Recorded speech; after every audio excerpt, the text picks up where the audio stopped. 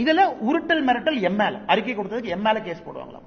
யோ நீ எல்லாம் என் மேல கேஸ் போட்டு இடி கேஸ்ல உள்ள போன நீ எல்லாம் கேஸ் போட்டு எஃப்ஐஆர் வாங்கின தலை விதி இல்லீங்களா? ஒரு வருஷம் ஜெயில கம்பி என்ன.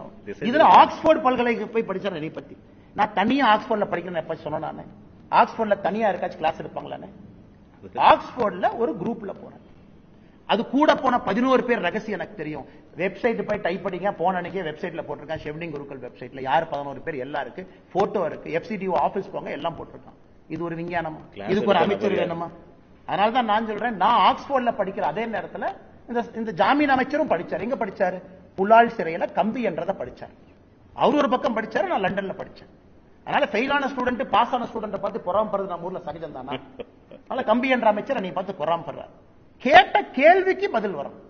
அதானி கொடுத்தியா இல்லையா? கொடுத்த ஒத்துக்க. இல்ல ஆட்சிக்கு வந்ததுக்கு அப்புறம் 77 கோடி ரூபாய் கமுதி ப்ராஜெக்ட் கொடுத்தியா இல்லையா? கொடுத்த ஒத்துக்க. அதை விட்டுட்டு சுத்தி சுத்தி இந்த வளைக்கிற வேலை எங்கிட்ட விட்டு இந்த ஜாமீன் அமைச்சர் என் மேல கேஸ் போடு. தைரியம் இருந்தா என் மேல கேஸ் போடியா பாத்திரலாம். சரியான அப்பா அம்மாக்கு பிறந்த என் மேல கேஸ் போடு பாத்திரலாம். நான் தெளிவா கேட்கிறேன், தமிழ்நாடு அரசியல்ல ஒரு மாற்றத்தை பார்க்கணும். ஜெயிலில் இருக்கிற அமைச்சர் சொல்ற அளவுக்கு அரசியல் அந்த அளவுக்கு மோசமாயிருச்சு. சரியான ஆள் அந்த பொடியா பாத்திரலாம். நீ போடு கேட்க, நான் பாத்துறேன். நீ எங்க கூட்டிட்டு போவேன்னு பாத்துறேன். கூட்டிட்டு போடு. போலீஸ் உங்க கையில் இருக்கு, போடு. முதலமைச்சர் உனக்கு தான் நெருங்கிய நண்பர். நீ தான் ஒரு பையன் மாதிரின்னு சொல்றிய. மகனை விட முக்கியமான அமைச்சர் போய் சொல்லு, காலில் விழுது. ஆனா டிஜிபி சொல்லி மேல கேஸ் உள்ளவே பார்த்தலாம்.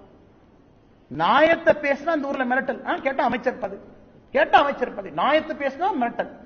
அதனாலதான் அந்த அறிக்கை ஸ்ட்ராங்கா கொடுத்தான். நான் மரியாதை கொடுக்கக்கூடிய ஆள்.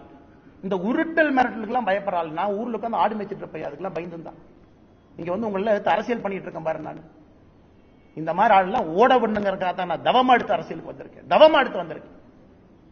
நீங்க அப்படியே மிரட்டி உருட்டி அப்படியே மிரட்டி பார்த்துருவீங்க. நான் கேட்பது ஒரே ஒரு கேள்வி. இரண்டாவது முறையும் அதானி கொடுக்கலன்னு சொல்லு. அறிக்கையை படிக்கிறதே கிடையாது. அத்தனை ஐஏஎஸ் ஆபிசர் கூட இருக்காங்க. இவருக்கு எதுவுமே தெரியும். ஐஏஎஸ் ஆபிசர் எழுதி கொடுக்கறதா அமைச்சர் படிக்கிறாங்க.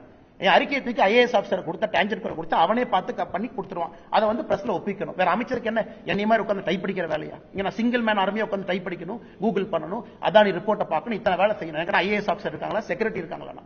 எல்லாம் அரசியல் நண்பர்கள் இருக்கிறாங்க. அத்தனை ஐஏஎஸ் ஆபிசர் வச்சிருக்கீங்க டேஞ்சர் கோட.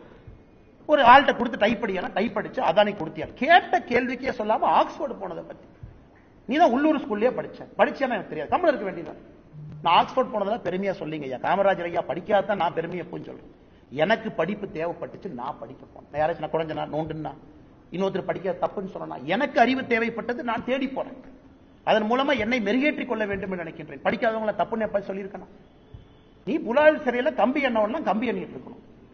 அதை விட்டுட்டு இவன் ஆக்ஸ்போர்டு போனாரு, 11 பேர் போனாரு, அப்படி இப்படி. நான் எங்கேயாச்சும் போன கூட சொன்ன, நீங்களா தான் கேள்வி கேட்கறீங்க. சீமானாங்கிட்ட போய் கேள்வி கேட்கறீங்க, அவர் பதில் சொல்றாரு. நான் எங்கேயாச்சும் கூட சொன்னா நான் ஆக்ஸ்போர்ட் போனது? நான் சொல்லாம தானே போனேன். நீங்களா தான் செய்தி போட்டேன். ஆனால் மறுபடியும் திமுக அமைச்சர்களுக்கு சொல்லிக்கொள்ள விரும்புகின்றேன். மறுபடியும் நான் கிளாக்கை ரீவைண்ட் பண்ணி ஒரு வருஷத்துக்கு பின்னாடி போக விரும்பல. ஆரோக்கியமான அரசியலை பண்ணுங்க. நானும் ஆரோக்கியமான இந்த தெருநாய் மாதிரி மோப்பம் பிடிக்காத வேலை. நாங்க ஆரோக்கியமான அரசியல் செய்வதற்காக வந்திருக்கேன்.